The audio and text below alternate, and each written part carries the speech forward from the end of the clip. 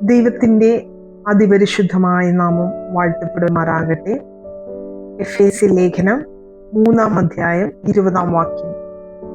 എന്നാൽ നാം ചോദിക്കുന്നതിലും നനയ്ക്കുന്നതിലും അത്യന്തം പരമായി ചെയ്യുവാൻ നമ്മിൽ വ്യാപരിക്കുന്ന ശക്തിയാൽ കഴിയുന്നവന്. പൗലോസിന്റെ ഒരു പ്രാർത്ഥനയുടെ ഒരു ചെറിയ ഭാഗമാണ് ഞാൻ വായിച്ചു കേൾപ്പിച്ചത്. ഈ ലെറ്റർ എഴുതുന്നത് അപ്പോസ്തലനായ പൗലോസ് എഫേസ്യയിലുള്ള സഭയ്ക്കാണ്. യേശുക്രിസ്തുവിലൂടെ ഒരു വ്യക്തിക്ക് ലഭിക്കുന്ന ബ്ലെസ്സിങ്സ് എന്തൊക്കെയാണ്, ബെനിഫിറ്റ്സ് എന്തൊക്കെയാണ്, പ്രിവിലേജസ് എന്തൊക്കെയാണ്, ഗിഫ്റ്റ്സ് എന്തൊക്കെയാണ്, എംപവർമെന്റ്സ് എന്തൊക്കെയാണ് എന്നുള്ള മനോഹരമായ ഒരു ഉൾക്കാഴ്ച നൽകുന്ന ലേഖനമാണ് എഫേസ്യർക്ക് എഴുതിയ ലേഖനം. എന്തെല്ലാം ബ്ലെസ്സിങ്സ് യേശുക്രിസ്തുവിലൂടെ ദൈവം മനുഷ്യർക്ക് നൽകുന്നു എന്നുള്ളത് വ്യക്തമായിട്ട് 1-ാം അധ്യായവും 2-ാം അധ്യായവും 3-ാം അധ്യായവും പറയുന്നുണ്ട്. ചില വാക്യങ്ങൾ മാത്രം ഞാൻ ഉദ്ധരിക്കുവാൻ താല്പര്യപ്പെടുന്നു. 1-3 സ്വർഗത്തിലെ സകല ആത്മീക അനുഗ്രഹത്താലും നമ്മെ ക്രിസ്തുവിൽ അനുഗ്രഹിച്ചിരിക്കുന്ന. ഒന്നാമത്തെ ബ്ലെസ്സിങ് സ്വർഗത്തിലെ ആത്മീക അനുഗ്രഹങ്ങൾ. രണ്ടാമത്തത് 4-ാം വാക്യം, അവൻ ലോകസ്ഥാപനത്തിന് മുൻപേ നമ്മെ അവനിൽ തിരഞ്ഞെടുക്കുകയും. രണ്ടാമത്തെ സ്വർഗത്തിൽ നിന്ന് ക്രിസ്തുവിലൂടെയുള്ള ബ്ലെസ്സിങ്, നമ്മെ ദൈവം തിരഞ്ഞെടുത്തു. 5-ാം വാക്യം, യേശു ക്രിസ്തു മുഖാന്തരം നമ്മെ ദത്തെടുക്കേണ്ടതിന്. മൂന്നാമത്തെ സ്വർഗത്തിൽ നിന്നുള്ള അനുഗ്രഹമാണ് നമ്മെ ദൈവം ദത്തെടുത്തു എന്നുള്ളത്. 4-മത്തത് 7-ാം വാക്യം, അവനിൽ നമുക്ക് അവന്റെ രക്തത്താൽ അതിക്രമങ്ങളുടെ മോചനം എന്ന വീണ്ടെടുപ്പുണ്ട്. അടുത്ത ബ്ലെസ്സിങ് ആണ് ദൈവത്തിൻ്റെ രക്തത്താൽ അതിക്രമങ്ങളുടെ മോചനം, വീണ്ടെടുപ്പ്. അടുത്ത ബ്ലെസ്സിങ് ആണ് അവനിൽ നാം അവകാശവും പ്രാപിച്ചു. ദൈവത്തിൻ്റെ അവകാശിയായി തീർത്തു എന്നുള്ളതാണ് അടുത്ത ബ്ലെസ്സിങ്. 14-ാം വാക്യം, നമ്മുടെ അവകാശത്തിന്റെ അച്ചാരമായ വാഗ്ദത്തത്തിൻ പരിശുദ്ധാത്മാവിനാൽ മുദ്രയിട്ടിരിക്കുന്നു. നെക്സ്റ്റ് ബ്ലെസ്സിങ് ആണ് പരിശുദ്ധാത്മാവിനാൽ നമ്മെ മുദ്രയിട്ടിരിക്കുന്നു എന്നുള്ളത്.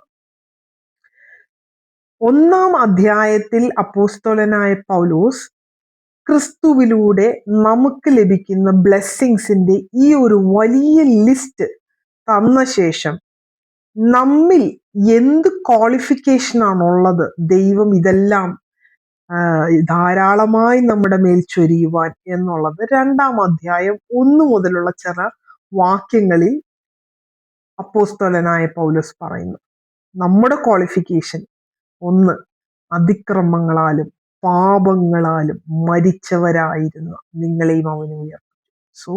നമ്മുടെ 1-ാമത്തെ ക്വാളിഫിക്കേഷൻ അതിക്രമങ്ങളാൽ പാപങ്ങളാൽ മരിച്ചവർ, ഡെഡ് ബോഡീസ് ആയിരുന്നു, ഗ്രേവ് യാർഡിൽ കടന്നിരുന്നു നമ്മൾ.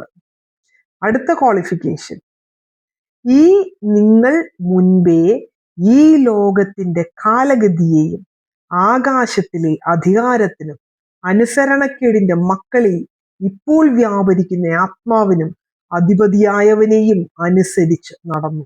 നമ്മുടെ 2-ാമത്തെ ക്വാളിഫിക്കേഷൻ ആണ് ലോകത്തിന്റെ കാലഗതി അനുസരിച്ച് ജീവിച്ചവരായിരുന്നു നമ്മൾ.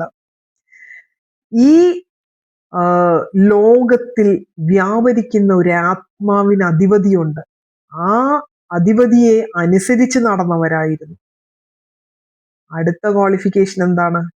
അവരുടെ ഇടയിൽ നാം എല്ലാവരും മുൻപേ നമ്മുടെ ജഡമോഹങ്ങളാൽ നടന്നു. നെക്സ്റ്റ് നമ്മുടെ ക്വാളിഫിക്കേഷൻ, നമ്മൾ നമ്മുടെ ജഡമോഹങ്ങളിൽ നടന്നവരായി, ജഡത്തിനും മനോവികാരങ്ങൾക്കും ഇഷ്ടമായത് ചെയ്തുകൊണ്ട് മറ്റുള്ളവരെ പോലെ പ്രകൃതിയാൽ കോപത്തിന്റെ മക്കളായിരുന്നു. സോ ഇതാണ് നമ്മുടെ ക്വാളിഫിക്കേഷൻ. ദൈവം എന്താണ് ചെയ്തത്? കരുണാസമ്പന്നനായ ദൈവമോ നമ്മെ സ്നേഹിച്ച മഹാസ്നേഹം നിമിത്തം അതിക്രമങ്ങളാൽ മരിച്ചവരായിരുന്ന നമ്മെയും ക്രിസ്തുവിനോടുകൂടി ജീവിപ്പിച്ചു. കൃപയാൽ അത്രേ നിങ്ങൾ രക്ഷിക്കപ്പെട്ടിരിക്കുന്നു. സോ കൃപ തോന്നി ദൈവത്തിന് എൻ്റെ നിസ്സഹായ അവസ്ഥ, എൻ്റെ ഡെഡ്ലി ആയിട്ടുള്ള മരിച്ച അവസ്ഥയിൽ ദൈവം എന്നോട് കൃപ തോന്നി. ദൈവം കരുണാസമ്പന്നനായ ദൈവമോ നമ്മെ സ്നേഹിച്ച മഹാസ്നേഹം നിമിത്തം ദൈവം എന്നെ സ്നേഹിച്ചു എന്നുള്ളതാണ് എൻ്റെ മേൽ എനിക്ക് കിട്ടിയ വലിയ ബ്ലെസ്സിങ് എന്നുള്ളത്. വീണ്ടും യേശുക്രിസ്തുവിലൂടെ ഉള്ള ബ്ലെസ്സിങ്ങിന്റെ ഒരു ലിസ്റ്റ് അപ്പോസ്തലനായ പൗലോസ് വീണ്ടും 2-ാം അധ്യായത്തിൽ പറയുന്നുണ്ട്. 10-ാം വാക്യം, അവന്റെ കൈപ്പണിയായി സൽപ്രവർത്തിക്കായിട്ട് ക്രിസ്തുവേശുവിൽ സൃഷ്ടിക്കപ്പെട്ടവരാകുന്നു. ദൈവത്തിന്റെ കൈപ്പണിയാണ് നമ്മൾ. His masterpiece, his workmanship. ദൈവം നമ്മളെ പണിയുന്നു, നമ്മളെ ക്രിസ്തുവിൽ സൃഷ്ടിക്കപ്പെട്ടു എന്നുള്ളതാണ് ദൈവത്തിൽ നിന്ന് എനിക്ക് ലഭിച്ച പ്രിവിലേജ് എന്ന് പറയുന്നത്. 2:13, മുൻപേ ദൂരസ്ഥരായിരുന്ന നിങ്ങൾ ഇപ്പോൾ ക്രിസ്തുവേശുവിൽ ക്രിസ്തുവിന്റെ രക്തത്താൽ സമീപസ്ഥരായി തീർന്നു.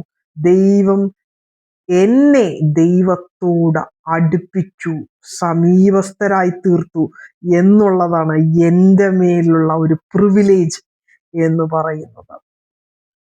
വീണ്ടും നമ്മൾ 19-ാം വാക്യത്തിൽ പറയുന്നു, ദൈവത്തിന്റെ ഭവനക്കാരും അത്രേ. He made me member of his family. ദൈവത്തിന്റെ ഫാമിലിയുടെ മെമ്പറാക്കി എന്നെ തീർത്തു. 22-ാമത്തെ വാക്യം, ദൈവത്തിന്റെ നിവാസമാകേണ്ടതിന് ആത്മാവിനാൽ ഒന്നിച്ച് പണിതു വരുന്നു. പരിശുദ്ധാത്മാവ് എന്നിൽ നിവാസമാകേണ്ടതിന് എന്നെ പണിത് പണിത് പണിത് ദൈവം ആത്മീയനാക്കി തീർക്കുന്നു. എനിക്കുള്ള ഒരു പ്രിവിലേജ് ഇതാണ്. വീണ്ടും 3-ാം അധ്യായത്തിലോട്ട് കയറുമ്പോൾ വീണ്ടും നമ്മൾ കാണുന്നു 6-ാം വാക്യം, ക്രിസ്തുവേശുവിൽ കൂട്ടവകാശികൾ, ദൈവത്തിന്റെ ഹയർ, ദൈവത്തിനെ അവകാശിയാക്കി എന്നെ തീർക്കുന്നു, വാഗ്ദത്തത്തിൽ പങ്കാളിയാക്കി തീർക്കുന്നു. 6-ാം വാക്യം, ഇത്രയും അനുഗ്രഹങ്ങൾ എൻ്റെ മേൽ ദൈവം പകർന്നു. എന്നിട്ട് 16-ാമത്തെ വാക്യത്തിൽ അപ്പോസ്തലനായ പൗലോസിന്റെ പ്രാർത്ഥന ആരംഭിക്കുകയാണ്. 14-ാം വാക്യം മുതൽ 16-ാം വാക്യത്തിൽ, അവന്റെ ആത്മാവിനാൽ നിങ്ങളുടെ അകത്തെ മനുഷ്യനെ സംബന്ധിച്ച് ശക്തിയോടെ ബലപ്പെടേണ്ടതിനും. സോ ദൈവത്തിന്റെ ആത്മാവിനാൽ ഞാൻ ബലപ്പെടുവാൻ മാത്രമല്ല, നമ്മൾ ആദ്യം വായിച്ചു കേട്ട വാക്യം, എന്നാൽ ഞാൻ ചോദിക്കുന്നതിലും നനയ്ക്കുന്നതിലും അത്യന്തം പരമായി ചെയ്യുവാൻ നമ്മിൽ വ്യാപരിക്കുന്ന ശക്തിയാൽ കഴിയുന്നവന്. ഞാൻ ദൈവത്തോട് ഈ പറഞ്ഞ ലിസ്റ്റിലുള്ള ഒരു കാര്യം പോലും ഞാൻ ദൈവത്തോട് ചോദിച്ചില്ല, ഞാൻ നനച്ചതുപോലുമല്ല, ഞാൻ എൻ്റെ മൈൻഡിൽ വന്നതുപോലുമല്ല ഇങ്ങനത്തെ കാര്യങ്ങൾ. ഇതിനത്യന്തപരമായി ദൈവം എനിക്ക് പ്രൊവൈഡ് ചെയ്തു തന്നു സ്വർഗത്തിലെ സകല ആത്മീയ അനുഗ്രഹങ്ങളും. എന്നിട്ട് പറയുകയാണ്, ഇത് പ്രൊവൈഡ് ചെയ്യുവാൻ എന്നിൽ വ്യാപരിക്കുന്ന ശക്തിയാൽ കഴിയുന്നവന്. ദൈവത്തിനെ ആത്മാവിനെ എൻ്റെ ഉള്ളിൽ പകർന്ന് ക്രൈസ്റ്റിനെ എന്നിലൂടെ റേഡിയേറ്റ് ചെയ്യുവാൻ, മറ്റുള്ളവരിലേക്ക് പകരപ്പെടുവാൻ എന്നിൽ വ്യാപരിക്കുന്ന ശക്തിയാൽ ദൈവം ഇതെല്ലാം പോസിബിൾ ആക്കി തീർത്തു എന്നുള്ളതാണ് ദൈവത്തിന്റെ വചനം പറയുന്നത്. ഈ അനുഗ്രഹങ്ങളിലേക്ക്, സ്വർഗീയ അനുഗ്രഹങ്ങളിലേക്ക്, ഭൂമിയിലുള്ള ഒരു അനുഗ്രഹത്തെ പറ്റി ഞാൻ ഇവിടെ മെൻഷൻ ചെയ്യുന്നില്ല. ഇതെല്ലാം തീക്ക് സൂക്ഷിച്ചിരിക്കുന്നു. ഇതൊന്നും അനുഗ്രഹമല്ല, സ്വർഗീയ അനുഗ്രഹം ഞാൻ ചോദിക്കാതെ തന്നെ ദൈവം എനിക്ക് പ്രൊവൈഡ് ചെയ്യുന്ന അനുഗ്രഹങ്ങളിലേക്ക് നിങ്ങളെ എല്ലാവരെയും ഇൻവൈറ്റ് ചെയ്തുകൊണ്ട് ഞാൻ എൻ്റെ വാക്കുകളെ ചുരുക്കുന്നു. ദൈവം നമ്മളെ ധാരാളമായി അനുഗ്രഹിക്കുന്നതാണ്.